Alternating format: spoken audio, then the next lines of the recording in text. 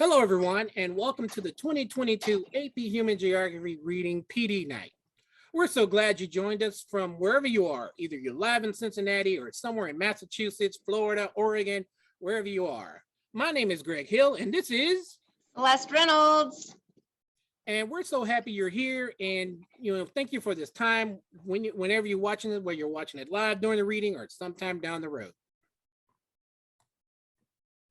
So what we're going to do is we're going to cover what OpenStreetMap is, for those who are not familiar with it. We're also going to talk about who uses OSM. You'll be surprised. You probably are using it and don't even know it.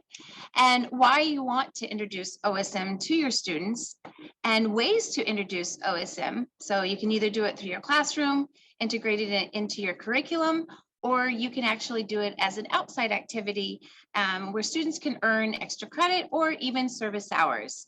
We're going to show you how to get started and kind of also give you some resources and show you how you can get support as you are introducing OSM to your students, and also kind of what some of the benefits for students, for example, potential future opportunities your students could have either in an internship while they're in high school or potentially in college.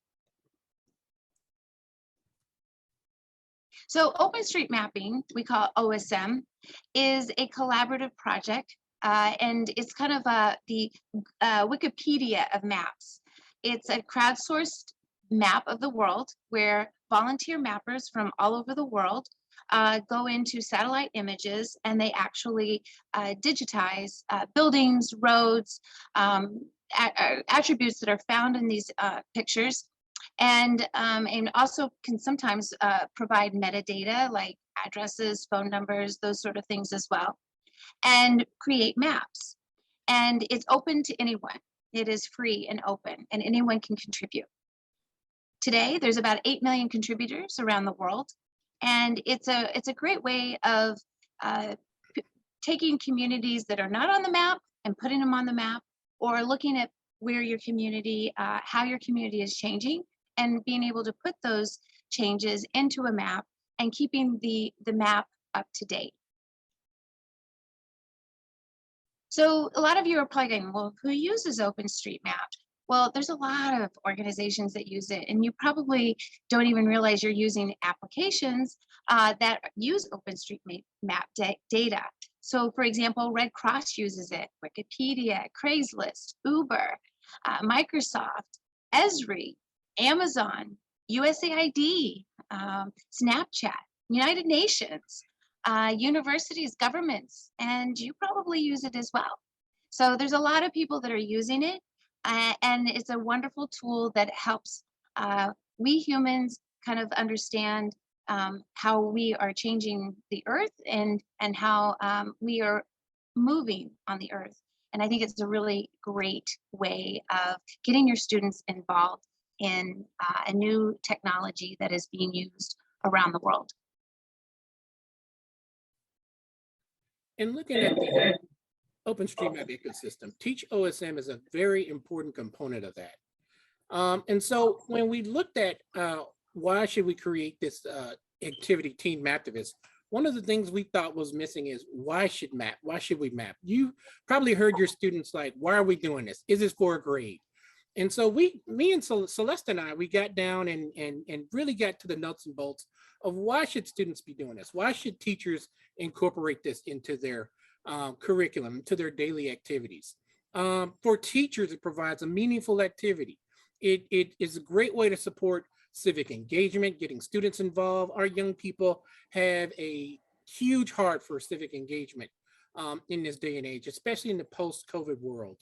As well as cultivate digital citizenship, because there is a community of mappers in the OpenStreetMap ecosystem. So they become a part of that ecosystem and follow the rules that are set out by the greater OpenStreetMap community. It also links the curriculum to the real world in terms of you developing real world skills that many geospatial professionals are using in their everyday lives, whether it be GIS professionals, whether it be humanitarian service people, which kind of links to one of our big components is service learning. I know that's a lot of schools across the nation and across the world are leaning in to service learning. And OpenStreetMap and TeenMaptivists provide a conduit for students to participate in service learning. And one of the great things is not only is this open data, open mapping of sorts, but it provides an unlimited project variety. You could be mapping roads in Botswana. You could be mapping buildings in rural Illinois, or you could be mapping green spaces in New York City. And so there's an unlimited amount of project variety that you can undertake. For students, they're helping others. And so this social engagement, this civic engagement empowers students. And through what Celeste mentioned earlier, participatory mapping, they're not only participating, but they're also connecting with participants on the other end of it, the people that are benefiting from this mapping that they're doing, because once they digitize a building, there's somebody on the other end that is using that data for some type of humanitarian effort. And so back to Teach OSM, we at Teach OSM provide technical support. We're creating learning modules, we provide curriculum support. So if you're unsure about how would I use this in particular part of my AP Human Geography curriculum, we're developing modules specific for AP Human Geography. And above all, one of the things we stress, Celeste and I, is that this gives students a chance to map communities around the world that are in unmapped spaces. They're basically, we love to use this phrase, we're making the invisible visible. And so in introducing students to OSM, we kind of take a two-pronged approach. First, introducing them to OpenStreetMap. What is it? What does it do? How is it used? And then traditionally, a lot of teachers will go into the classroom and first thing they want to know is, how does this apply to the CED? Well, that would be the second step, is how does this apply to the CED? And again, like we mentioned before, there's a lot of correlation with many facets of the CED, as well as the general geography curriculum across the 50 states and Canada. And then in the classroom, you can go from there and filter it through the CED in your curriculum and pick out global mapping projects, or you can even create your own local mapping projects. There are a lot of local spaces as small as sidewalks. I mean, there are sidewalks that are unmapped that could benefit people in wheelchairs, or in an area that drastically needs sidewalks because of pedestrian fatalities or anything like that. And then the second prong is, of course, OSM TeenMaptivists, where we host monthly map-alongs, which we host on usually the first or second Monday of the month, where this is where the students and even teachers, we've had a lot of teachers that come in and learn. We will have a guest mapper, usually it's a geospatial professional, someone that uses OSM in their everyday work. And then after that, we'll go do a little bit of mapping. And then towards the end, we transition towards mapathons. These are basically social gatherings where we come and we have a project and we're socializing, getting to know other kids from other schools across the country, and sometimes even international. And we're focused on an urgent need. Our just previous mapathon we held a couple of weeks ago, there's an urgent need to map buildings in an area that is highly affected by climate change. So mapathons are kind of the cultivation of what we do with OSM TeenMaptivists. So as you're trying to kind of think about how you would want to introduce OSM to your students, we wanted to give you some examples of how teachers can use it in the classroom, and also kind of explain a little bit more about TeenMaptivists. So this first one is kind of looking at the classroom and kind of looking at a global project. And initially, when I started looking at OSM, when I got into the population unit and started seeing migration and getting into refugees. And this kind of seemed like a very natural, easy place to start to introduce it. And also providing my students, they have to learn what a refugee is. They have to understand mass migration as people leaving, the push and pull factors, and what are some of the challenges of migrants, as well as what are some of the challenges of the hosting country of those refugees. So kind of looking at that, and this one is an example where a lot of times will turn to the Brown University, the Choices program, where they have free lessons called Teaching with the News. And they had one at this point in time about the refugee stories and mapping a crisis. And my students, it was a already made lesson. It enhanced what I was teaching from the CED. And then my students actually came to me and said, wow, what can we do to help? And I said, well, we could map. Like, we can take some of our learn our mapping skills and go into OpenStreetMapping and map, create data for people that are moving into these new spaces that where they need services, they need goods, and they need to know how many people are there and how they can get those goods and services to them. So we found a mapping project in HOT, Tasking Manager, which is humanitarian mapping. And we were able to go in, and the students came in and we mapped for an hour, and the students really enjoyed that. And it was linking, and they were taking action, and they could see that they were helping make a difference in the refugee stories. The next one, if the next example is, I believe, Greg, there we go. This is an example in Greg's classroom, so I'll pass it off to Greg. All right, thank you, Celeste. So a lot of times my students are like, why don't they just Google it? Well, sadly, a lot of times, again, Google is a commercial enterprise. OpenStreetMap is open source, it's nonprofit. And there are a lot of people that don't show up on Google's maps. And so, students, it took a lot when we first started using OpenStreetMap. It took my students quite a while to buy in until I started showing them that, hey, what you digitize is showing up. And so what I did is we mapped a refugee camp in Yemen, and they're like, oh, this is just sand. There's nothing out there. There's not anything on Google.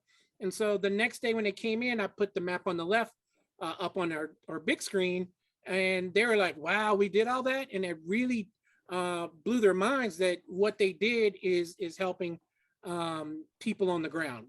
And I showed them, and we were able to connect with people that were working with the Red Cross and other agencies to say, yeah, what you did is helping us identify refugees and provide services for these people.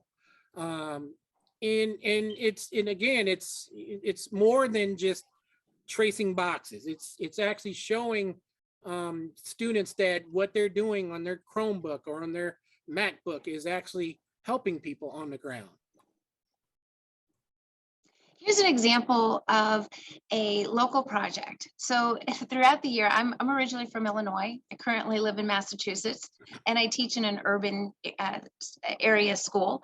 And I use Mount Pulaski, Illinois, all year long because there's such differences. And I use it to compare. My students learn about this town. I have guest speakers come in from Mount Pulaski. And so my students know a lot by the time we get to the end of the year. And this one, we were talking about food deserts. And it is actually really interesting because we were talking about food deserts in urban spaces. And then I asked the question, are there food deserts in rural spaces? And all of a sudden my students said, yeah, Mount Pulaski doesn't have a grocery store.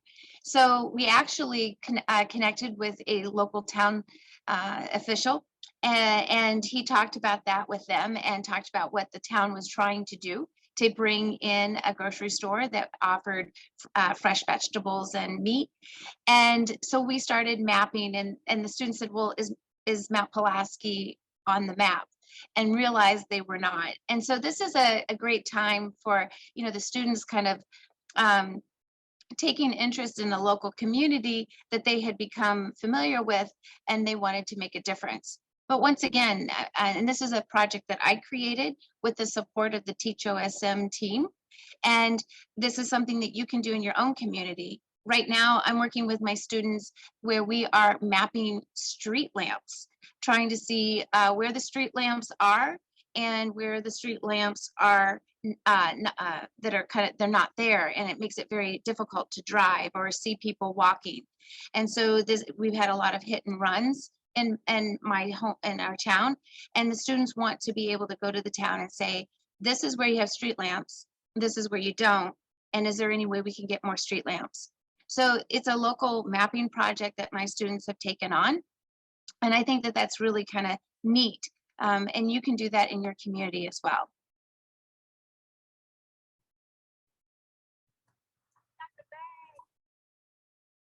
So this is another kind of explaining how this would look like in the classroom. And if you are talking about a certain topic and you're looking at a case study, this is another example where I found a lesson plan at the Choices program, teaching with the news.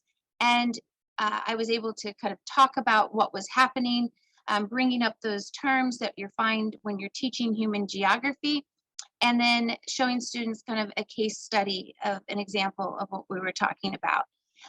This Life in the Camps was an article. A lot of times if you find a project, they'll have additional articles to give you background information of saying, this is what the situation is, this is what is happening, this is why we need you to map.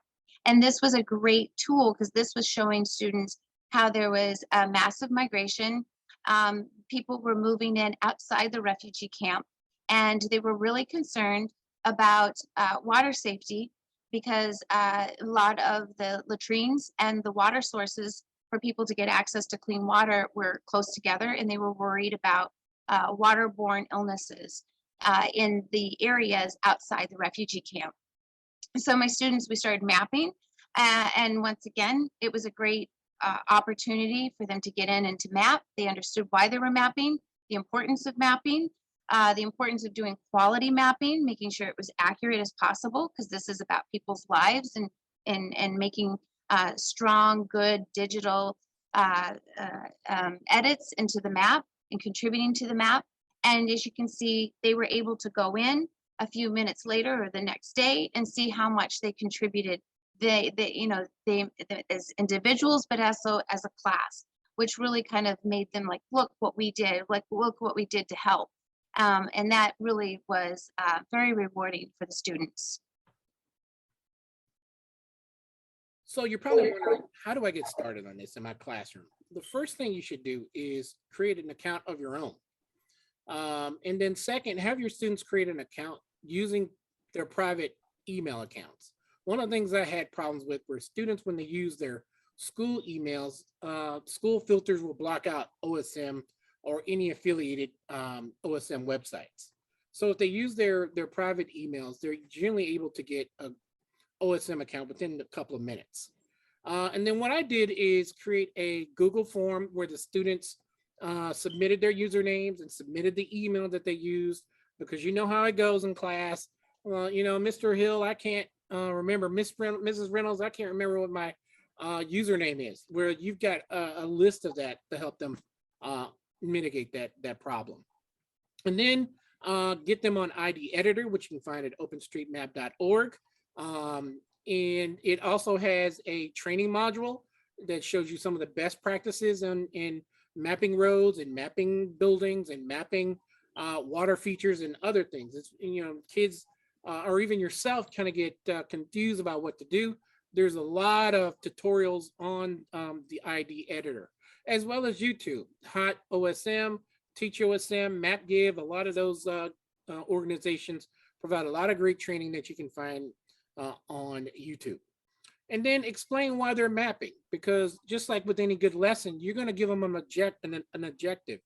And so by telling them why they're mapping and what this does for the people that are benefiting from this information, really gets kids jazzed and want to be involved. Look, I've had a lot of students, once they figured out, oh, we actually helped some real humans, they went home and mapped some more the project that we participated in class. And of course you get that question, is this for a grade? Yes, it's for a grade. You can take it for a grade, or you don't have to take it for a grade. And how do you keep that? So how do I do that is by using OSM CHA, which tells me statistics based on username. So I can put in, Mrs. Reynolds' username and figure out how many edits she did on a project. And she can put in my name because we're always competing to see who's the best mapper. And we're just competitive like that, being former athletes.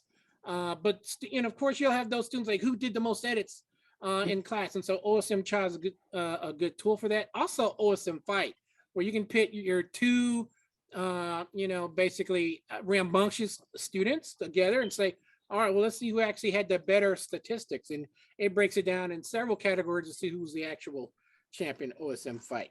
And how did you contribute?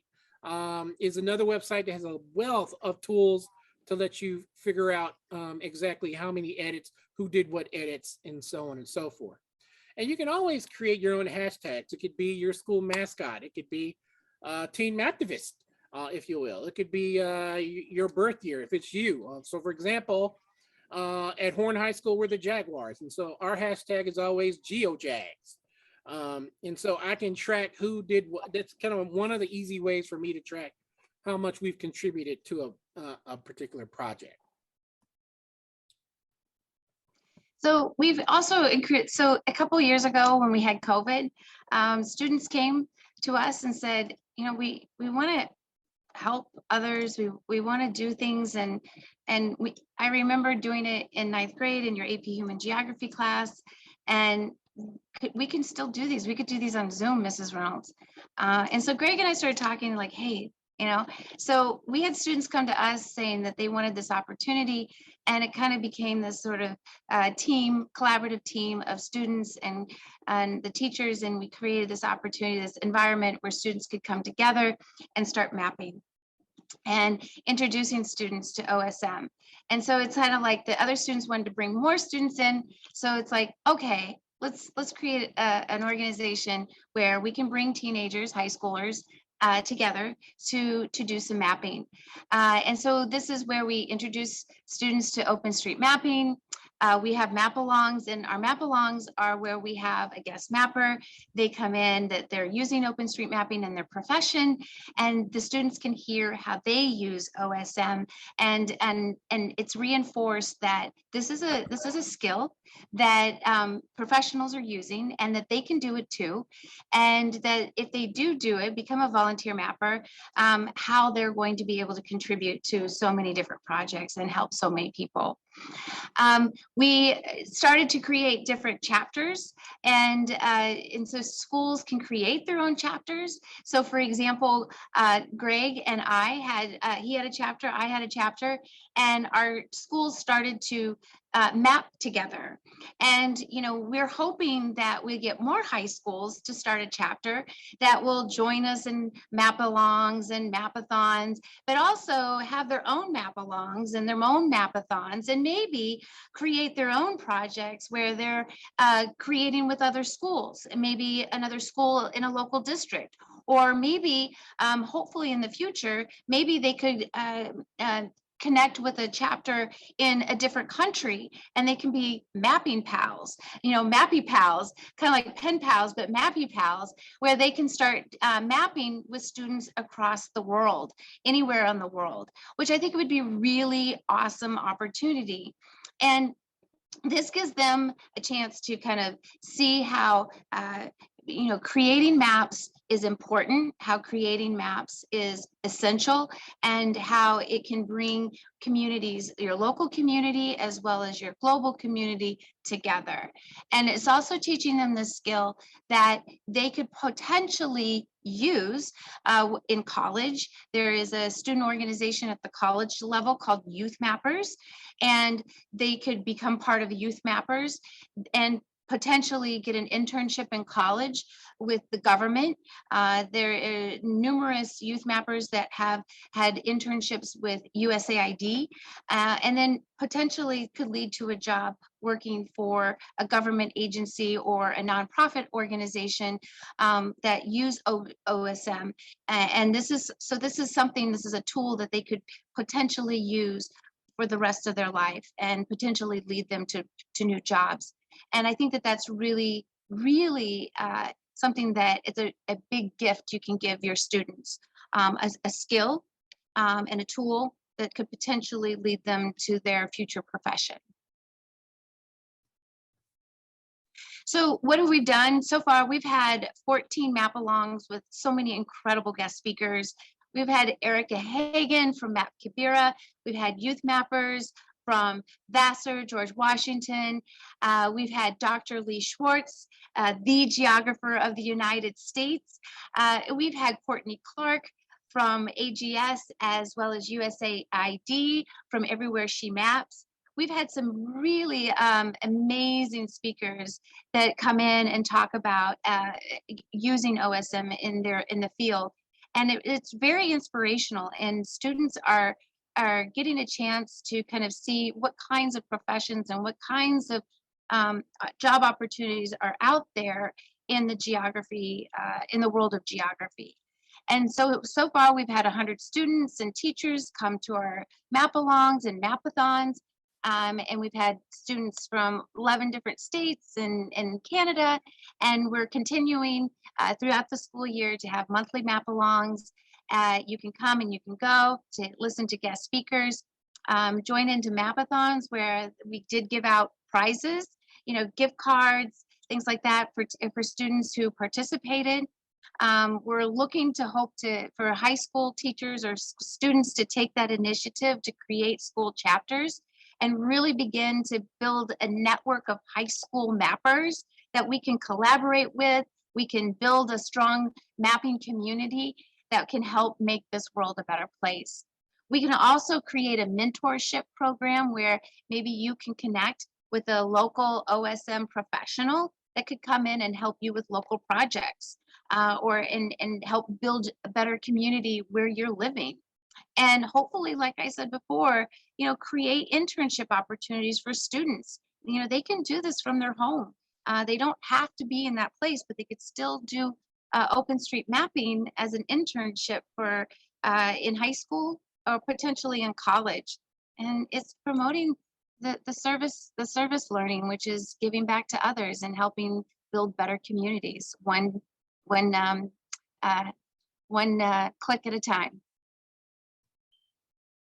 And this is just a picture of just one of our map-alongs, and we didn't have everybody in there, but it kind of gives you, they really enjoy it, and I have heard nothing but positive things from my students, and I know Greg has heard nothing but positive. They just are amazed and really enjoy it. I have a lot of students that find it very calming and relaxing, and they're like, hey, this is fun. They love listening to the guest mappers. They find them so fascinating and interesting. Some students have reached out after to some of the guest mappers, kind of had more questions. I had one student wanting to interview one of the guest mappers for a podcast.